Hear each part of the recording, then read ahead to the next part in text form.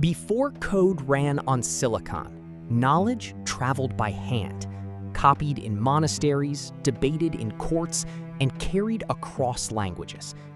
In the 9th century, one of its most consequential crossroads was Baghdad, capital of the Abbasid Caliphate. Here, scholars did more than preserve inherited learning. They translated it, tested it, argued with it, and used it to ask new questions. Baghdad stood within networks that linked the Mediterranean, the Iranian world, Central Asia, India, and beyond. Ideas did not arrive as a single inheritance from one civilization to another. They moved through many hands: Greek, Syriac, Arabic, Persian, Sanskrit, and more. That movement mattered because knowledge was not simply stored. It changed whenever readers compared versions, tested methods, and taught them to someone new. A chart could cross a sea. A calculation could change hands. A page written in one language could become the starting point for a problem in another. Baghdad made such encounters unusually visible. Under Abbasid patronage, especially during the reign of Caliph al-Ma'mun, Baghdad became a powerful center of scholarship. Translators, physicians, astronomers, and mathematicians worked with texts that had circulated for centuries. Some Greek works reached Arabic through Syriac. Indian astronomical and numerical traditions also entered the conversation. Translation was not passive copying. It was a form of investigation. Later tradition associates this world with the Bait al-Hikmah, the House of Wisdom. The institution existed in some form, but historians still debate its exact scale and role. So we should resist the easy legend of one perfect academy. The larger truth is more interesting. Baghdad supported a broad culture of collecting, translating, observing, calculating, and writing. A useful modern metaphor is an open workshop. Ancient texts were compared, corrected, commented upon, and transformed for new practical purposes. Surveying land, calculating inheritances, predicting celestial motions, administering an empire. Knowledge became mobile when it could be read, recomputed, and taught again. In this intellectual environment worked Muḥammad ibn Mūsā al-Khwārizmī, known in Latin Europe as Algorismi. We know surprisingly little about his life, but we know the reach of his books. Under al-Ma'mun's patronage, he wrote on astronomy, geography, calculation, and the systematic solution of equations. Around the early 9th century, al-Khwārizmī composed a book whose title included the words Algebra and al-Muqabala, restoration and balancing. From Algebra came the word algebra. His book did not use the symbolic notation familiar today. It explained, in words and geometric diagrams, reliable ways to solve linear and quadratic problems. These methods were practical. They addressed questions of inheritance, trade, measurement, and land. Yet their power lay in something more general. A particular problem could be reduced to a recognized form, and a repeatable sequence of operations could lead to a solution. The procedure was written so another person could learn it, check it, and use it. Al-Khwārizmī also wrote a treatise on calculation with Indian numerals. Its Arabic original is lost, but a later Latin version survives. It described a decimal place value system using the digits 1 through 9 and 0. He did not invent zero, nor did he bring numbers into an empty world. His achievement was to help set out a powerful Indian system of calculation for Arabic readers, and later for Latin ones. When works on Indian calculation were translated into Latin, a form of his name became associated with the art of calculating, algorisms. Over time, that word gave us algorithm. This does not mean that one man invented modern software. It means that his books became a remarkable waypoint in the long history of formal, repeatable procedures. Baghdad was not a factory in the modern sense. It was something more human, a city where knowledge crossed languages, disciplines, and communities, and emerged changed. In the next chapter, we follow some of those changing ideas into Latin Europe, where translation would open another new field of possibility. To understand Baghdad's achievement, we have to leave behind a familiar image, a shelf of ancient books waiting to be rescued. A manuscript is not knowledge by itself. It is a proposal. It must be read, copied, checked, explained, and sometimes challenged. In Abbasid Baghdad, that work happened across a remarkable range of languages and communities. Greek philosophy and science were important, but they were not the only sources. Syriac-speaking Christian scholars had long translated and taught Greek learning. Persian traditions shaped administration and court culture. Indian astronomers and calculators contributed tables, techniques, and a powerful decimal notation. Arabic became a language in which these materials could meet and be changed. Translation, therefore, involved interpretation. A word might have no exact equivalent. A damaged diagram could demand reconstruction. A numerical table had to be recalculated before it could be trusted. Scholars wrote commentaries, revised earlier works, and adapted methods to new problems. The result was not a museum of antiquity. It was an active intellectual field. The caliphal court supported astronomical observation as well as translation. This mattered because astronomy was not merely a spectacle of the heavens. It was calculation, calendars, timekeeping, direction, geography, and prediction. A culture that treats numbers and diagrams as things to be checked against the world is already doing more than preserving texts. It is building methods. The Bait al-Hikmah remains the best-known emblem of this world, yet the evidence does not permit us to turn it into a modern university campus with a simple organizational chart. Scholarship was distributed across patrons, households, libraries, workshops, mosques, and courtly institutions. Baghdad's strength lay not only in a building, but in a dense ecology of exchange. That ecology also reminds us that knowledge has a social history. Translators, copyists, patrons, instrument makers, teachers, and readers each made later discoveries possible. The story is not a relay race in which one civilization hands a torch to another. It is closer to a conversation, sometimes cooperative, sometimes argumentative, in which every participant changes what can be said next. Muḥammad ibn Mūsā al-Khwārizmī belongs inside this larger world. He was not simply a lone genius who appeared from nowhere. Working under Abbasid patronage, he wrote on geography, astronomy, and calculation. His surviving work shows a scholar drawing on several traditions while giving them a particularly clear and durable form. His geographical work revised and extended material associated with Ptolemy.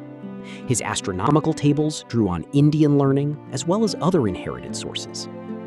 These books matter because they show the range of early Abbasid science, observing the sky, measuring the earth, and arranging information so that other people could use it. Then there is the book that made his name famous, the compendious book on calculation by completion and balancing. Its Arabic title contains the word Algebra, from which English gets algebra.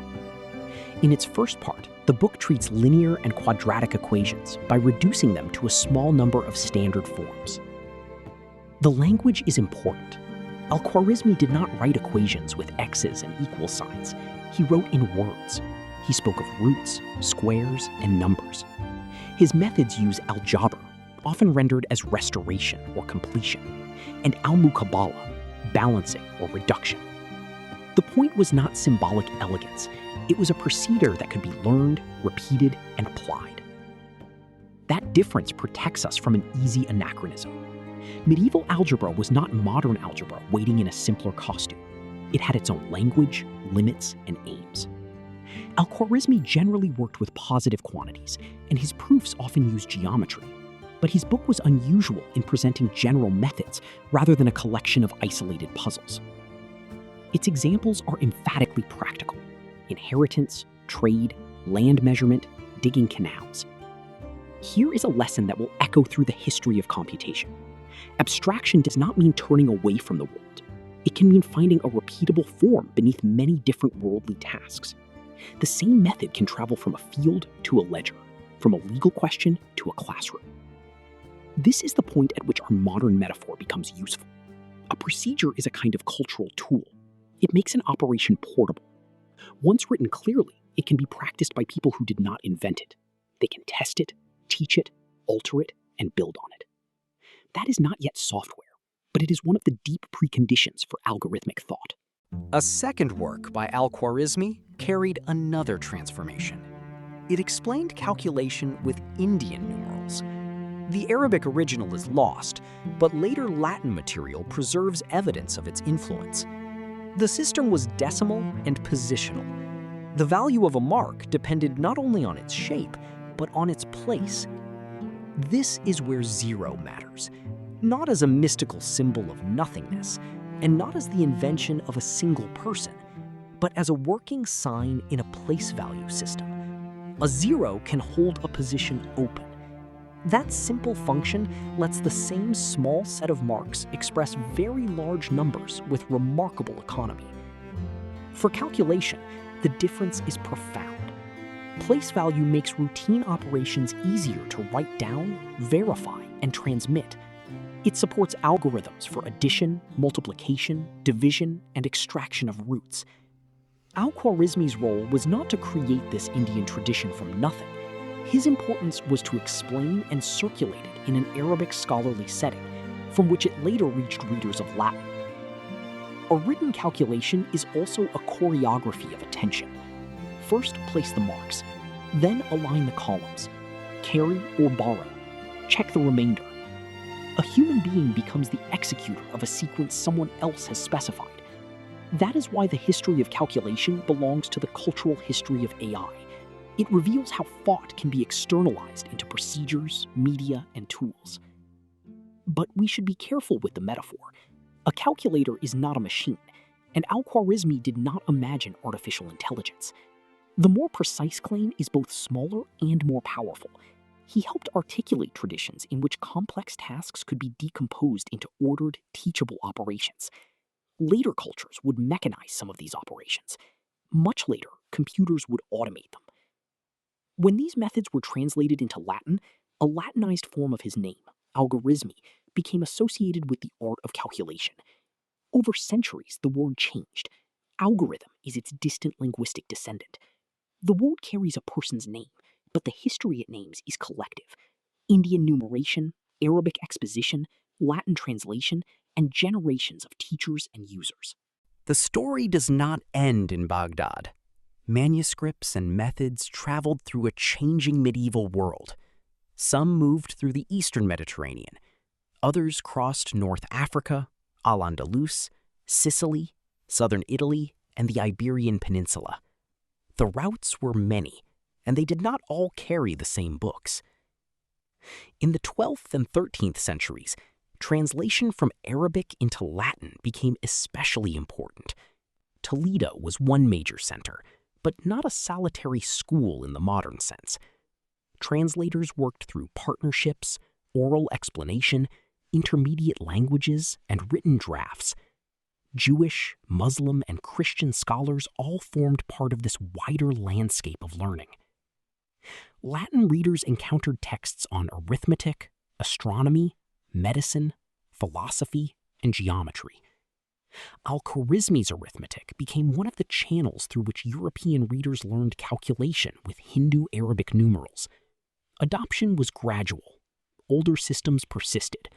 New methods gained ground because they were useful in schools, trade, bookkeeping, astronomy, and administration. It is tempting to draw a straight arrow from Baghdad to the Renaissance. History resists that picture. Knowledge was lost, recovered, disputed, modified, and redirected many times. Yet Arabic scholarship was indispensable to this broader transformation.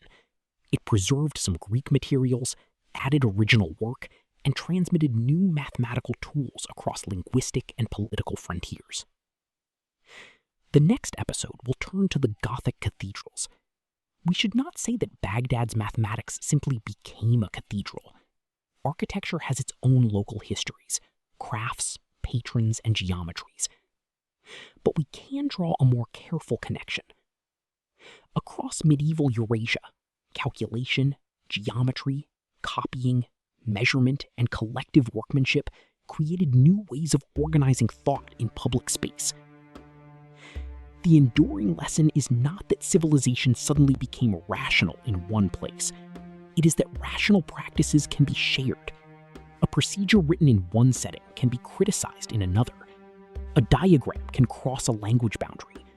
A method becomes more powerful when it can be taught beyond the person who first used it. Today, the word algorithm reaches far beyond arithmetic.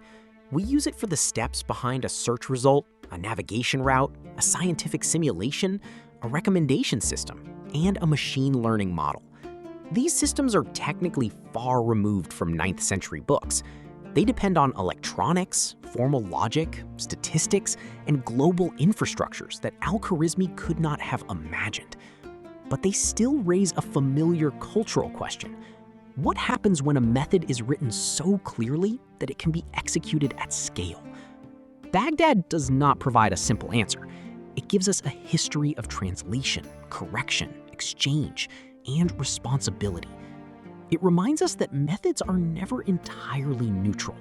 They carry the purposes, assumptions, and institutions of the people who make and use them. The true factory in this episode is not a building. It is a network of minds, hands, languages, and instruments. Its product was not a machine. It was a more portable way of knowing, the disciplined ability to turn a problem into steps, to check those steps, and to hand them on. Baghdad's legacy is not the myth that one city invented the future. It is the more compelling reality that knowledge grows when traditions meet, when translations are treated as acts of thought, and when procedures are made available for others to test. From the page to the program, that is one of the long histories behind the algorithm. In the next episode, the Gothic cathedrals and the collective architectures of medieval knowledge.